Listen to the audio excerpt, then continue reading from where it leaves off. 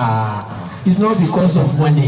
Olólùfẹ́ wa kò ní Bismillahirrahmanirrahim. Ajo Issah Olayinka Chicago. Abo ọ̀sẹ̀ ló máa rí.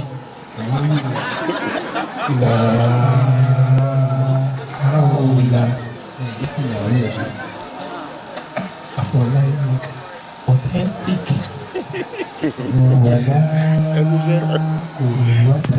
Jaman sari silami. Àwa náà sì rògbà lásà. Àbúṣe ìrìnàjò ní wàlá kùwátà. Ọ̀dọ̀ Ibrahim Malawa, Ibrahim Abika. Ìlà bìlá ìlà àlẹ́ ìlà. Ẹ̀wẹ̀ náà bá àti kí pẹ́tẹ́pẹ́tẹ́ rí. Àti Amẹ́ríkà بشراد رشد من فيك صنعات فارس ميداني يا حيا صلاتي خادمكم يا حيا صلاتي خادمكم يا حيا صلاتي خادمكم مما شرابكم مما شرابكم ناويت وائل فيمتكم دوام بزيد الجيلاني لا إله إلا الله لا إله إلا الله لا إله إلا الله لا إله إلا الله لا إله إلا الله لا إله إلا الله. الصلاة على النبي الكريم صلى الله عليه وسلم. Ànábì náà ni mo dákọ̀ láyòǹbó rẹ̀ fẹ́lẹ́fẹ́lẹ́ yìí. صلى الله عليه وسلم. Àṣẹ́kùbọ̀ àṣàlátù fọ́nṣẹ́ Ọlọ́run ya Rabbi ya Ghaffar ighfir li abdika ya haya salati.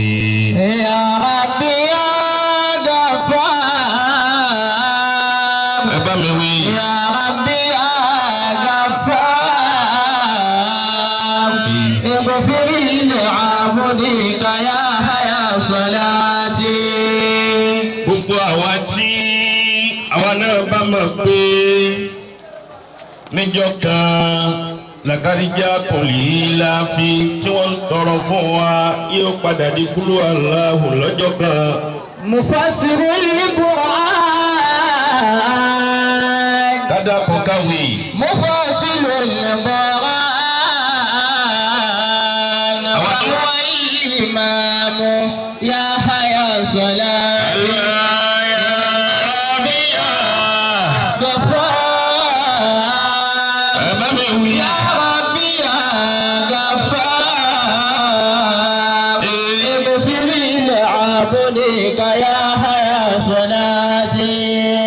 Bismillah kul huwa Allah.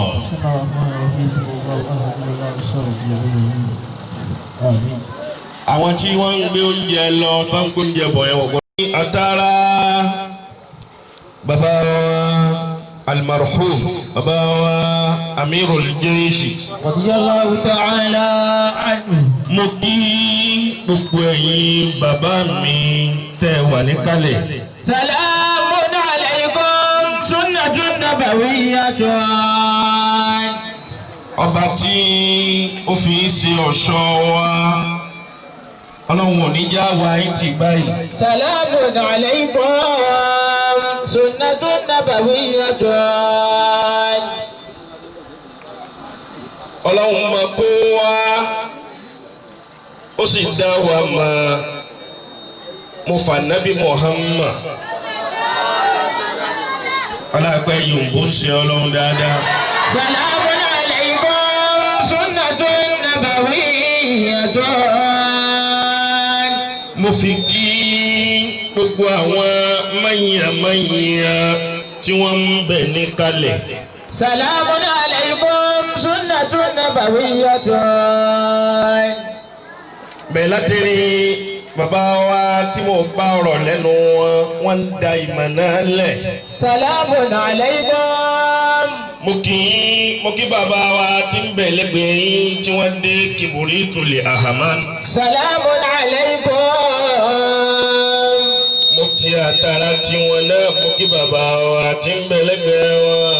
Salamun alaykum. ẹ má bínú sí mi ò morúkọ ní bí n bá morúkọ yín máa dákọ yín lọ́yọ̀kọ̀ọ̀kan. Salamun alaykum. Sunnatun nabawiyyatun ijabatu.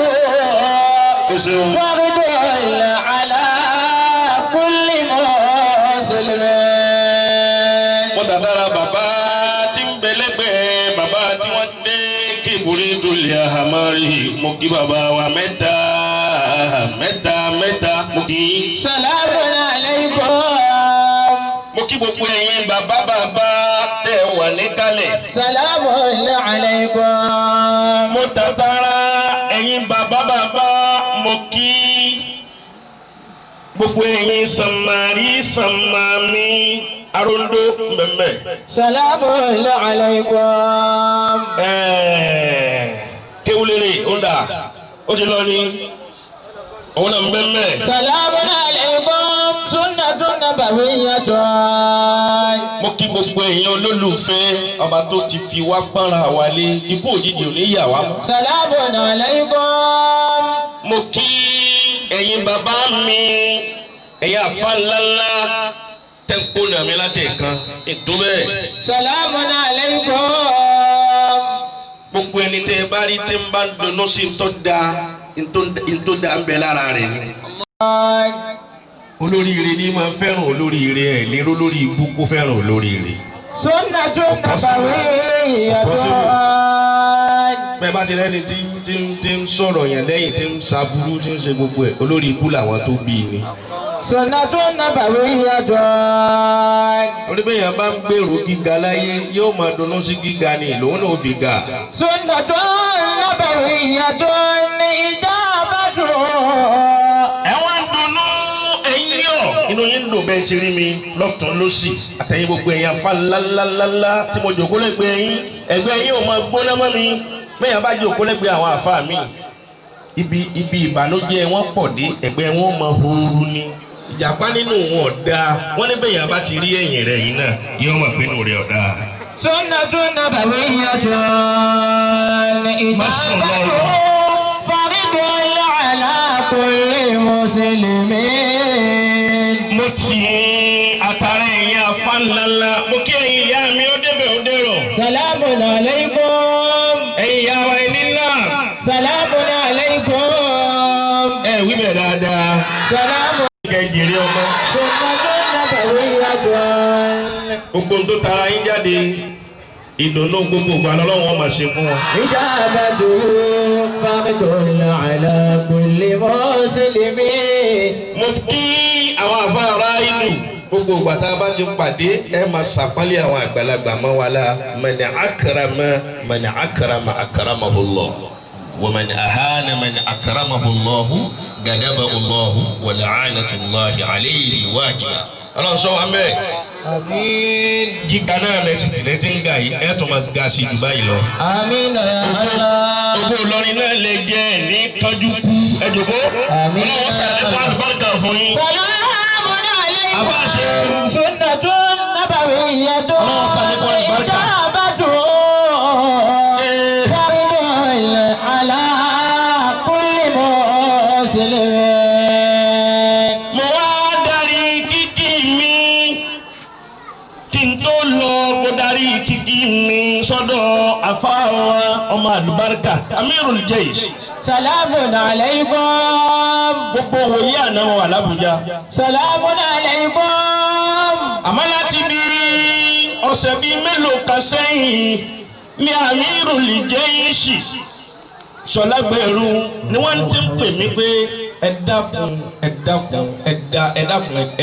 èmi ni kẹ́ ẹ dá lóhùn èmi ni kẹ́ ẹ dá lóhùn níbi táṣáájú mi tí wọ́n lọ lọ́sẹ̀ máa pa nídìí iye èèyàn báyìí tí ó sì tún ba tó ń tọ̀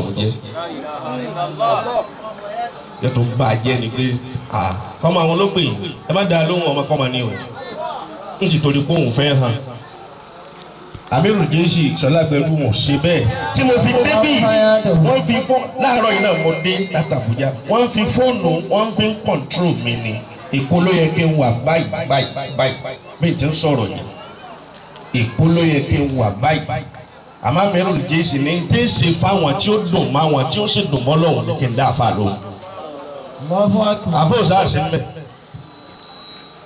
lékeleke rẹ̀ abẹsẹ̀ wẹ́lẹ́ jẹ́ ibi tó lọ ọmọ ibi tó wúwo ni torí àwọn nǹkan ó ti sọ pé ọ̀tẹ̀ ò ní wá mo já arọ wọn kọ́ àbí wọn sọ bẹ́ẹ̀ ẹ̀yìn fún sí Ọlọ́run sallallahu alayhi wa sallam. ṣé àlùbáríkà bàbá mi Abíkan radiyallahu ta'ala anhu bàbá wa Khalifa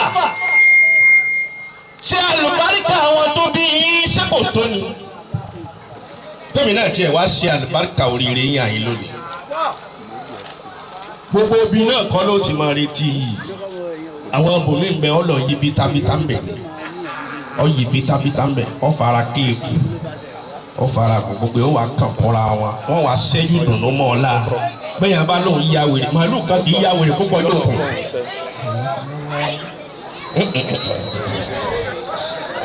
láti màálù kan wá yá wèrè títí ọwọ́ akọ̀jọ okùn náà wọ́n fi dé kátà rẹ̀ máa wòran. salamun alaykum sunnatun nabawiyyatun ijabatun faridun ala kulli muslimin. èmi náà wá sóríire nílé Abíkan nílé Abíkan nílé àbí. ojú tí jàpá fi wọ ọmọ rẹ̀ kí ẹ fi wò ní bàbá Khalifa. faridun ala kulli muslimin. al-kawnu yashhadu. hayyakumullah. anna Sheikh Ahmadana al-kawnu Ahmada al-kawnu yashhadu anna Sheikh Ahmadana Badirul kamali waliyun zul kamalati Badirul kamali waliyun zul kamalati al-kawnu yashhadu anna Sheikh Ahmaduna Abdul Gafari bọ́ọ̀lù ti pè al-kawnu yashhadu anna Sheikh Ahmaduna Ahamada ni ó pè Sheikh Ahmadana Badirul kamali wọ́n náà fún oníkọ̀ọ́ àìdù kan mẹ́yìn àyè kó máa wà rò pé lùdú ìlànà. anna Sheikh Ahmadana Badirul kamali tẹkidimu sífà hànà ni mọ̀ọ́sùfì ni. anna Sheikh Ahmadana Ahamada òun máa jẹ́ wúwà yóò máa jẹ́ isimu Ahamada. al-kawnu yashhadu anna Sheikh Ahmadana Badirul kamali ṣé wọ́n máa jẹ́ sífà fún. waliyun zul kamalati Badirul kamali waliyun zul kamalati ahadu zuhadi wazu wara'in bila toma'in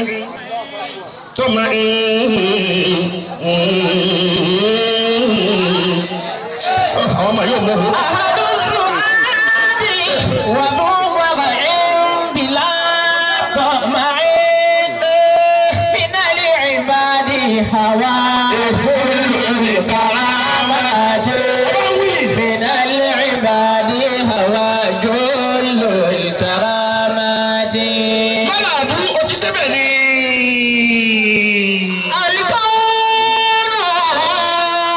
الكون يشهد أن الشيخ أحمدنا بدر الكمال ولي ذو الكمالات.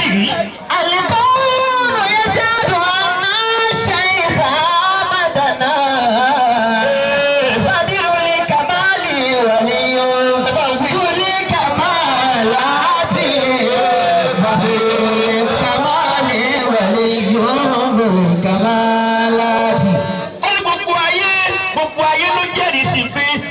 wa Sheikh Ahmadu Abika gbogbo ayé ló jẹ́rìí sí wípé bádìrò lè kà náà yìí. wàlíyà dúlì kàmáláàtì. wòlíì tó pẹ́ ni bàbá.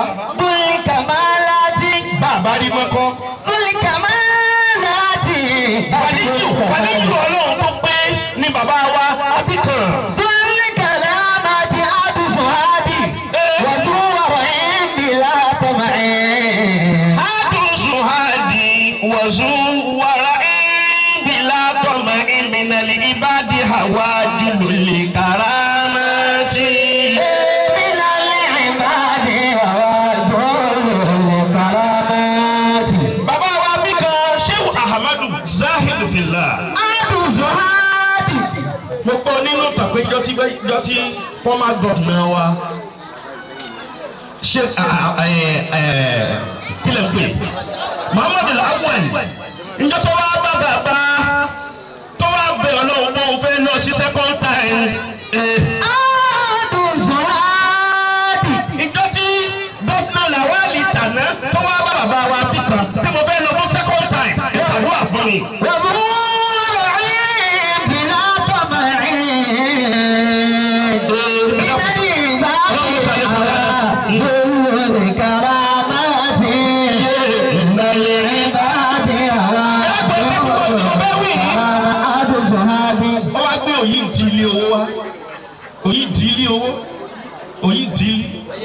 àwọn owó tí máa ń mi saka.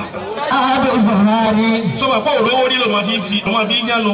bàbá wọn rìn bí lábọ́mọ́ rìn. bó o bá rí owó tó ju owó lọ eríire máa dàrú ni. bílẹ̀ ìbáàdì àwa àdúró ní kàrámàtì. ó ní bàbá ẹ ṣàdúrà fún mi ẹ̀bẹ̀ lọ́hùn fún mi. bàbá níbi sí rẹ̀ lè fa Fatiha. bílẹ̀ ìbáàdì àwa àdúró ní kàrámàtì. èyí tí wàá fà tó ní tó níyẹn o. bílẹ̀ ìbáàdì. ọmọ lọ kó nǹkan kéka jáde fáwọn èèyàn nísìn.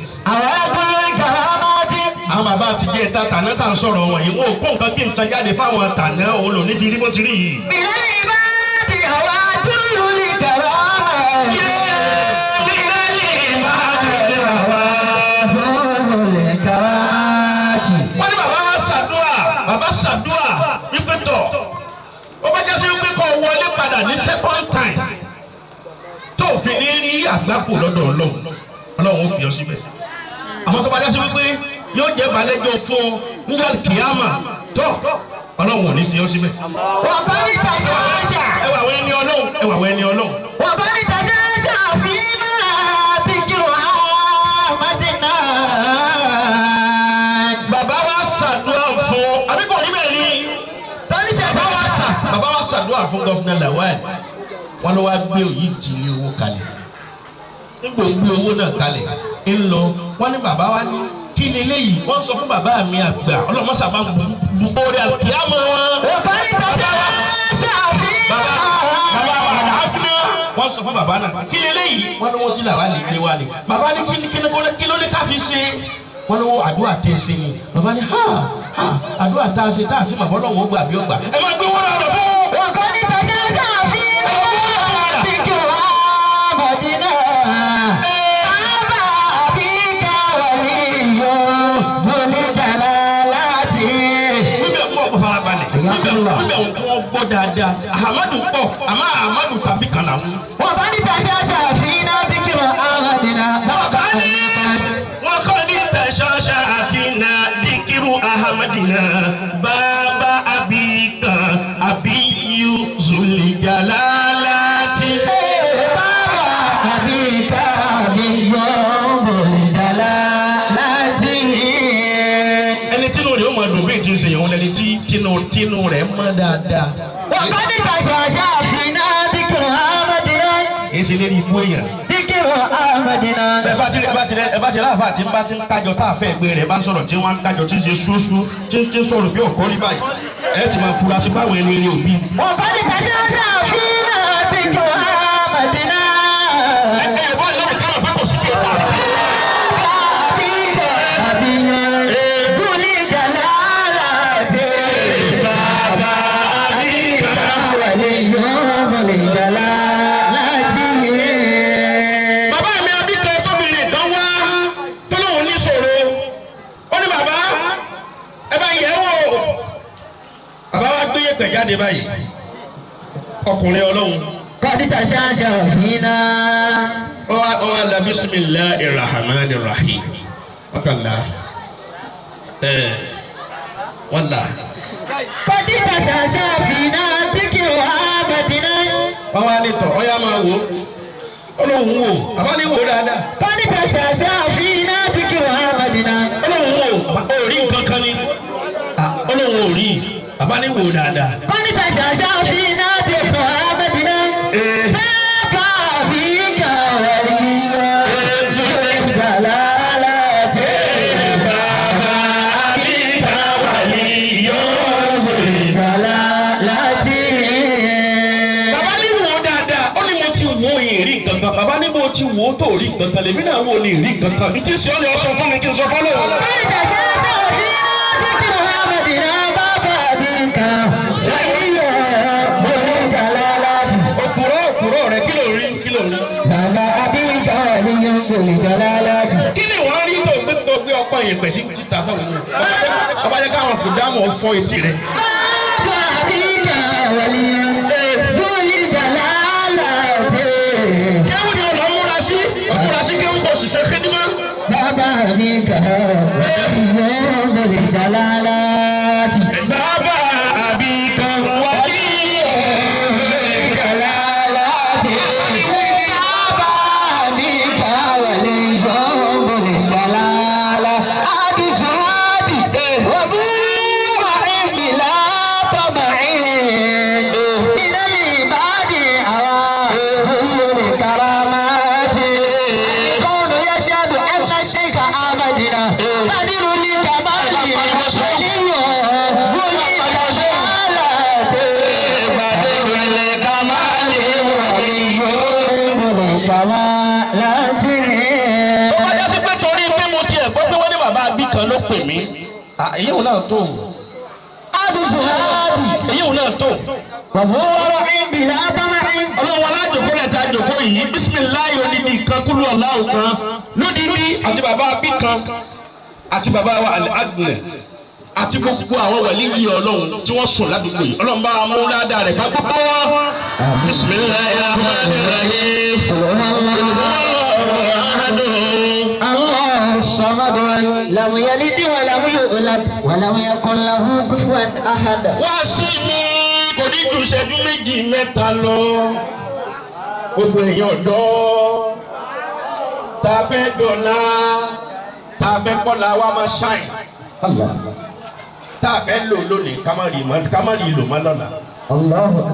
ọ̀pọ̀lọpọ̀ èèyàn ní mú máìkì lọ́wọ́ nísìnyí àmọ́ láàrin kádìjú káyà ọlọ́run gba máìkì lọ́wọ́ ẹlòmíì. gbogbo fúláṣì gbogbo pákéjì tó ń pákéjì ìran gbogbo ẹ̀ ṣe tó sì lánìyàn tó rò ó wà ń ta wọ́n padà wọlé lójijì ni. kí okú yóò máa gbọ́n. ọ̀rọ̀ ọkùnrin kan ní Lukumanu abudan habashiyan. Oda a'udhu billahi minash shaitanir rajim. Bismillahir rahmanir rahim. Ma taqulu fi sha'nin wa ma tatluhu minhu min Qur'anin wa la ta'maluna min 'amalin illa kunna 'alaykum shuhudan istufiduna fihi wa ma ya'zubu 'an rabbika min mithqali dharratin fil ardi wa la fis samaa wa la asghara min dhalika wa la akbara illa fi kitabin mubin. Ala inna awliya Allah la khawfun alayhim wa la hum يحزنون على إن أولياء الله. gbogbo abiyamọ tó fẹ́ gèrè ọmọ tó sì fẹ́ kí ṣe ọmọ tó sojú o kó bá ń pariwo Allahu lẹ́ẹ̀mẹ́ta. على إن أولياء الله لا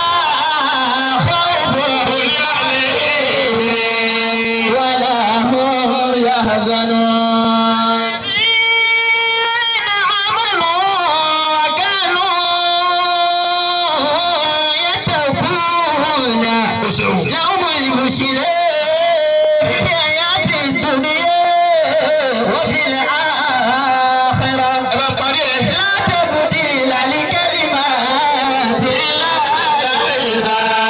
ذلك هو الفوز العظيم. ẹ wo bó ti dùn lẹ́nu wa ṣé bó ti dùn dáadáa yẹn ṣáfi ṣiṣẹ́ ṣe. ألا إن أولياء الله Lukumanu abudan habashiyan ẹrú habashiyan. إن أولياء الله Zaata hasabin ó ní ẹbí tó da àmẹ́rù ni ẹbí rẹ̀ wà òkè ó lẹ́bí tó wà òkè. ألا إن أولياء الله Tani mo korúkọ ẹrú náà Lukumanu famarahu sayyiduhu ayẹsiba aṣatan. Ọ̀gá rẹ̀ wá ní kó lọ bá òun pa ewúrẹ́ wá. Ewúrẹ́ ti lọ lọ́kọ̀tọ̀ lọ́dún ó ṣeun. أن يذبح شاة Ọba náà mú ewúrẹ́ lóòótọ́ fàṣàbà àhà ó dúnbù rẹ̀ lọ́ọ̀tọ̀ ń bọ̀ wá dùn tán. Ọ̀gá wa sọ fún wípé ìtìlí bí àtìyábà mọ̀dàgàtẹ́yìn níbi ṣáàtì ewúrẹ́ tó pa yìí lọ́wọ́ bá mi mú báàsì méjì tó bá dáa nínú ewúrẹ́ tó pa yìí. Lẹ́ẹ̀kan náà ọmọ ọ̀dọ̀ yìí ẹrú yìí ọba lọ mú ahọ́n àti ọkàn ó ní tó dáa lára ewúrẹ́ tí mo pa ní. Àtàhán àtọkàn ó gbé fún ọ̀gá rẹ̀ kò pẹ́ àìmọye ọjọ́ lọ oṣù lọ ọ̀gá yìí tún pè Lukman ó ní wọ́n Lukmanu isba ṣáàtà tún lọ́ọ́ máa ń pa ewúrẹ́ wá. Lukmanu tún lọ́ọ́ mú ewúrẹ́ fazaba aha ó tún dúnbú ẹ̀. Ọ̀gá ní níjọ́ ní mo sọ fún ọmọ nípa ọba mú èyí tó bá dáa nínú ewúrẹ́ ìjọ mi lónìí náà èyí tí ò dáa nínú ewúrẹ́ tó pa lónìí náà bá mọ méjì wá mẹ́. ألا إن أولياء الله Èyí tí ò dáa nínú ewúrẹ́ tó pa bá mọ méjì wá mẹ́. Lọ́kùnrin bá tún yọ ahọ́n ó tún yọ ọkàn. Ó wá gbé lọ́dọ̀ ọ̀gá rẹ̀. Ọ̀gá ní bóun ló ti rí ó ní bẹ́ẹ̀ ni. Ọ̀gá ní yóò ní ìmọ̀ nípa ọ̀pá ewúrẹ́ fún mi kó mú èyí tó dáa bá sí méjì tó dáa kó mú jáde fún mi nínú ewúrẹ́. Ahá àtọkàn ló mú wa. Lónìí náà mo ní ọ̀nà ọmọ yìí tí ọ̀dà wa. Ahá àtọkàn náà ló tún mú wa. ألا إن أولياء الله لا خوف عليهم ولا هم يحزنون. Oníbọ̀ olórí tó fi rí bẹ́ẹ̀ oníbẹ̀ẹ́ ní sa ọ̀gá mi. Akramakumullah ayyadakumullah bí nasiri. Ọlọ́run wọ́n jàrí pẹ́sà ó ní ahọ́n àtọkàn òun náà lọ dáa bá hàn bá dáa tọkàn dáa kò sí tó dáa tó láyé. إن أولياء الله Ẹ̀gbọ́n tí mo wí ọ̀gá mi bá hàn bá dáa tọkàn dáa kò sí tó dáa tó láyé. Mo fi mú méjì tó dáa wá nígbà tẹ́ ẹ tún béèrè lọ́wọ́ mi kí n tún lọ mú tí ò dáa wá lára ẹran tí mo pa ahánà mo tún mú àtọkàn bí èèyàn bá dáa láyé ahọ́n rẹ̀ náà ní ọ̀dà ọkàn rẹ̀ náà ní ọ̀dà. لا خوف عليهم ولا هم يحزنون. Ahọ́n ọ̀dà ọkàn ọ̀dà wọ́n náà kọ̀nfàmù ara rẹ̀ bó ti jòkó tó ń gbọ́ mi tó ń wò mí. الذين آمنوا Sáhàn rẹ̀ dá. الذين آمنوا Sọ̀rọ̀ rẹ̀ ní jáde lẹ́nu rẹ̀. وكانوا يتقون. Ṣé ọkàn rẹ̀ dá? Ṣé ọkàn rẹ̀ máa ron tó dá sọmọ ọlọ́mọ àti sọ̀rọ̀ rẹ̀ abẹ́ni tí ó jọ tọ́lọ́hún gbé ga. لهم البشرى في الحياة الدنيا وفي الآخرة. Bí wọn náà bá kọ̀nfàmù ara rẹ̀ pé ahọ́n rẹ̀ dá ọkàn rẹ̀ dá ìwọ ó dá nù. àmọ́ wọ́n náà máa mọ̀ pé ọlọ́run ló mọ iye ọ̀rọ̀ lọ́rọ̀ tí mo mọ̀ sọ kí n tó dé àyè lónìí. alladhina amanu. bọ́dà bá ti jòkó yìí ọlọ́run ló mọ tí ń bẹ tí ń rú wúyẹ́wúyẹ́ lọ́kàn kó wá bá ti jòkó yìí ibẹ̀ náà ti kọ̀nfàmù ara rẹ pé olórí ibú ọkàn lọ́lọ́run fún ọ olórí ibú ahọ́n lọ́lọ́run fún ọ. wa kanu yattaquna yawmal bushra fil hayati dunya wa fil akhirah. Amirul Jayshi ọmọ àlùbáríkà ahọ́n wọn da ọkàn wọn da lọ́fíì ní kí n máa bọ̀ gbogbo tí n bá ṣe kí n pa tí kí n wá dá ọmọ ìyá wa lóhùn. alladhina amanu kanu yattaquna. ìwọ́n tó sì ní ọ̀tẹ̀ òní wá ahọ́n náà ló fi wí. Iyakumullahu. eléyìí ikú ni ọ ahọ́n náà lè wí ọkàn rẹ náà da ó ló ṣe mọ̀ rò pé mi ò tá lè mí bọ́ bá tẹ̀ dáadáa má dé lóhùn. alladhina amanu. onígbèraga ó súnmọ́ mi ní òjò mà pé bóyá mo ní nígbèraga. wa kanu yattaquna. bọ́dọ̀ ń bá kéèyàn gbọ́dọ̀ tún ṣègbéraga. láwọn ìṣá. bọ́dọ̀ ń bá kéèyàn ò ní ìdìbò ṣègbéraga. sẹ́mi tí láti àwọn ká ẹ̀ ẹ̀ ẹ̀ ṣe.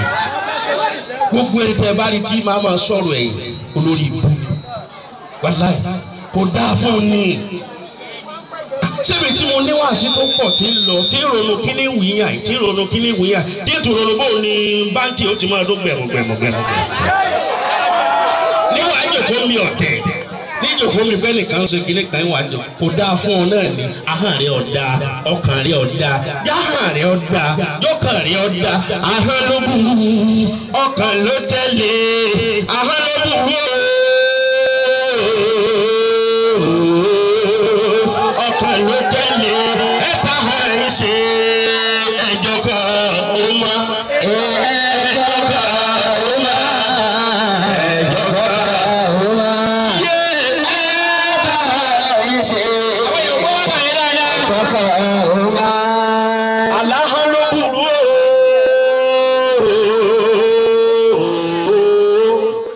Iyakumullahu. ló tẹ̀lé akadoko ti ra wa báyìí ni wèrè tí ń bẹ inú ẹlòmíì kọ́ ọ̀pọ̀jà. wàlá ọkàn ló tẹ̀lé. o sì fẹ́ kọ́ da fún ọ ọ fẹ́ kéré ọmọ ọ fẹ́ kó wọn náà máa pàṣẹ láyé. ẹ bá ń ṣe.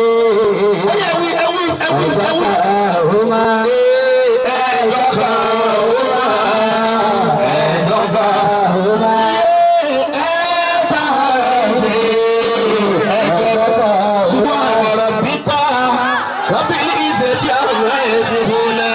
وسلام على المرسلين والحمد لله. abẹ́ kábà yìí eré abẹ́. ẹ̀mẹ́ ẹbí ọlọ́run tóbi. ẹjọ́ kan ó máa. ẹjọ́ kan ó máa. ẹjọ́ ìṣe. ẹjọ́ kan ó máa. ọkà wa méjèèjì àbí méjèèjì. àṣìwò tàdí. ó lè sọ̀rọ̀ ní sìkáyọ̀ mọ́ bẹ̀rẹ̀ kó ló ti rí. wà tàdí wà tàdí. àtẹ́lẹ̀ yìí ayé ti kọjá pé kéèyàn má kọjá àlà àwọn èèyàn kọjá àlà gidi. àìlẹ̀ máa ń jà lè tàṣírí. gbogbo ọgbà lórí ti ẹni gbàlà ìwé ìdáwó. àlùyá àṣìwò ní ìdádì. lẹ́yìn àwọn sẹ́lọ̀ pípù tí wọ́n wà ní kò sí nǹkan kan mọ́. bẹ́ẹ̀ ni òun lè lè kálífọ́. wàhálà ti dé láàrin àwọn àfọ àbáyé. lọ́jà tó ń fi kúlẹ̀ wá dé. kí ni ìpìlẹ̀ bí ẹ bá ṣe bẹ́ẹ̀ ṣe máa kú sọ́mọ ọlọ́mọ. wàyẹ̀ sùkú ìbádùn bá bẹ̀rù. wọ́n máa wá bú kálukú wọ́n máa bọ̀ kà sí pé. àlèsì bá fún mi jẹ́ àdì.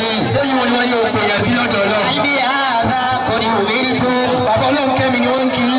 àlùbí àdá kọ́ni òmìnir tó. wọ́n rẹ̀ bí sẹ́ǹtì àbọ̀ ọlọ́run kẹ́mi. ìyàtọ̀ àdá kúlì náà dé. àbọ̀ òsì ọ̀yẹ́ bí àwọn lẹ́kìrì ẹ̀ àwọn lẹ́kìrì ẹ̀. àdá kọ́ni òmìnir tó. ṣé tí wọ́n pa á láṣẹ kọ́ wá sí láyé